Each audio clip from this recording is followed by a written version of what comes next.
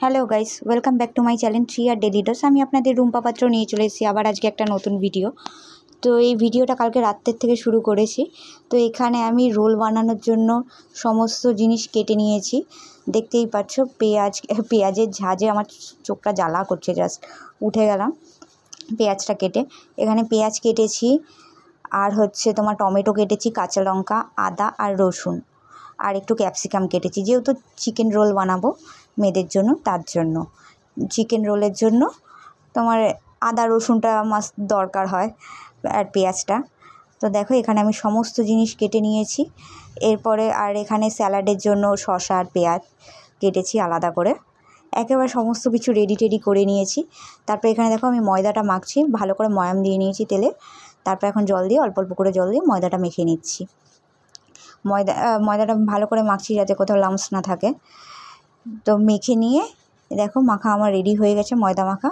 আর যেহেতু এটা রাতে ডিনার করব আমরা চিকেন রোলটা, তার জন্য আমি একটু মোটা করেই, বেশ বড় মানে বেশ মোটা করেই আমি একটু রোলটা করেছি, যাতে আমার মেয়েদের পেটটা ভরে যায়।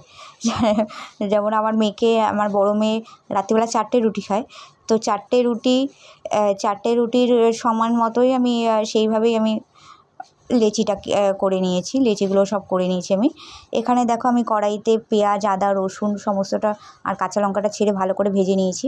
তারপরে একটু হালকা ভাজা হয়ে যাওয়ার পর ক্যাপসিকামটা দিয়ে দিয়েছি।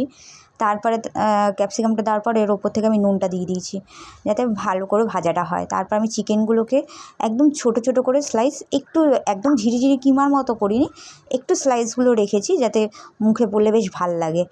তো ওরকমভাবে বোনলেস চিকেনগুলো কেটে নিয়েছি, ওগুলোও ছেড়ে দিয়েছি। তারপরে আমি আবার ওর মধ্যে একটু গোলমরিচ গুঁড়ো দিয়ে দিয়েছি, দিয়ে ভেজে নিয়ে তারপর আবার টমেটো কুচিটা দিয়ে দিয়েছি। এখানে আমি দেখো লেচিগুলো যে কেটেছিলাম ওটা দেখো কত বড় করে বেশ মোটা করেই করেছি, এক একজনের একটা করে, যাতে পেটটা ভরে যায়। রাতের ডিনার বুঝতেই পারছো। আর এখানেও চিকেনের ওটা হয়ে গেছে, আমি দমে বসিয়েছি। একটুখানি চিকেনটা সিদ্ধ না হলে তো হয় না। আমি এখানে বেশি সস টস দিইনি, আমি এখানে দিয়েছি ভিনিগার দিয়েছি, তারপরে টমেটো সস দিয়েছি, একটু চিলি সস দিয়েছি, আর একটুখানি তোমার গোলমরিচের গুঁড়োটা একটু বেশি করেই দিয়েছি ঝালটা হওয়ার জন্য, আর নুনটা তো স্বাদ মতো। ব্যাস দিয়ে ভালো করে এখানে এটাকে একটু দমে করে নিয়েছি, আর ভিনিগার দিয়ে নিয়েছি যাতে চিকেনটা একটু সিদ্ধ হয়ে যায়। আর এখানে দেখো পরোটাটা আমার মোট ভাজা হয়েও গেছে। এখানে আমি ডিমটা ফাটিয়েও একেবারে ভেজে নিয়েছি, দিয়ে আমি আবার আরেকটার জন্য রেডি করে নিচ্ছি।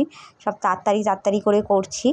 আর এখানে একটা রোল আমার কমপ্লিট হয়ে গেছে, সেটাকে আমি রেডি করছি দেখো, দিয়ে ভালো করে এটা ছোটো মেয়ের জন্য রেডি করছি।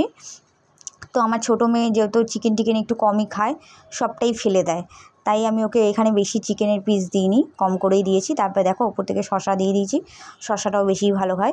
একটু কাঁচা পেঁয়াজ দিয়েছি, 2-3টে দিয়েছি কাঁচা পেঁয়াজ, কারণ ও কাঁচা পেঁয়াজটা খুব একটা খেতে ভালোবাসে না। আর লেবুর রস ওপর থেকে দিয়ে দিয়েছি, ব্যাস। আর আমি এখানে আর কোনো আলাদা করে টমেটো সস টস দিইনি, যা দেওয়ার আমি চিকেনের মধ্যেই দিয়ে দিয়েছিলাম। চিকেনের পুরটা তৈরি করার জন্য আমি আর আলাদা করে কিচ্ছু দিইনি, কারণ আমার মেয়েরা খায় না ওই আলাদা করে সস টস দিলে। আমরা কেউই খাই না, ভালো লাগে না। ঝাল করে স্পাইসি করে করেছি। এই দেখো আমার ছোটো মেয়ে খাচ্ছে, ওপর থেকে খেয়ে বলছে যে ভালো হয়েছে, শুধু জাস্ট ভেতরের এখনও কিচ্ছু খাইনি। তো গুড মর্নিং, এটা পরের দিন সকালবেলা আমি লাঞ্চে প্রিপারেশন করছি। এদিকে দেখো ভাজাভুজি সমস্ত কিছু করে নিয়েছি। আর যদি তোমাদের ভিডিওটা ভালো লেগে থাকে, তাহলে ভিডিওটার মধ্যে কী করতে হবে জানো তো, লাইক, শেয়ার এবং সাবস্ক্রাইব করে দেবে, আর বেশি করে কমেন্ট করবে। কমেন্ট করতে কিন্তু ভুলবে না। আর চলো, love you all, thank you for watching.